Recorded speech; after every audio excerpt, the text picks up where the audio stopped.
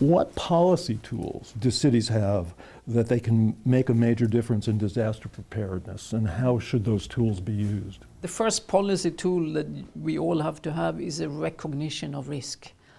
I mean, there is a human behavior that makes risk is not nice to think. It's not going to happen to me. Right. No, so. Exactly. But so the first policy you actually have is say, well, it did happen 20 years ago and it actually can happen again. I don't know how many times I've seen city officials stand up and say in front of the team, we had not ever imagined this could have happened to us. But it does happen.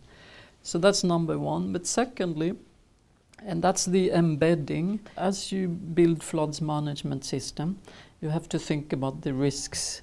Build with a little bit higher standard than maybe you would, knowing that risks accrue to the future.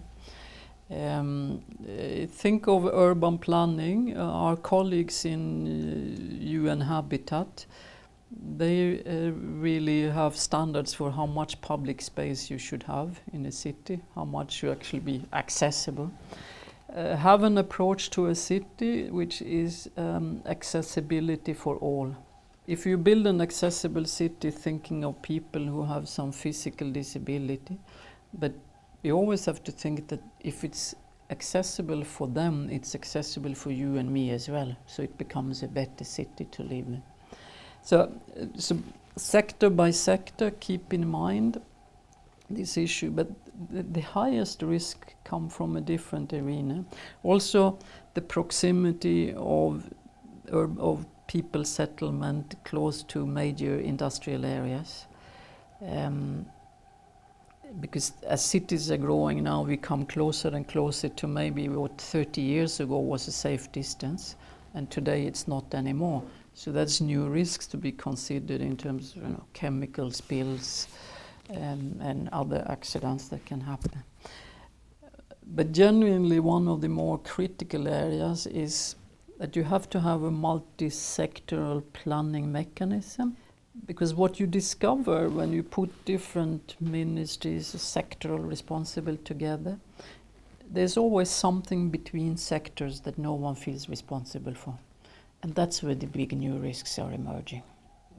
As we have seen, because institutions are tailored to do something very specific, and they don't necessarily think about, well, if I'm building my industrial plant here, what happens to human water? They need industrial water. What happens to the agriculture? What happens?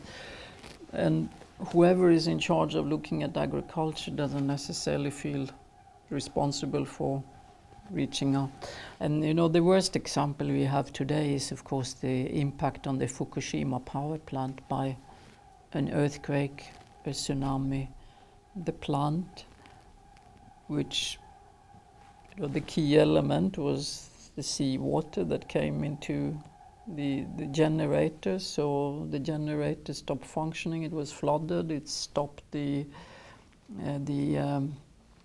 nuclear elements. So whose responsibility is it to think about this sequential impact?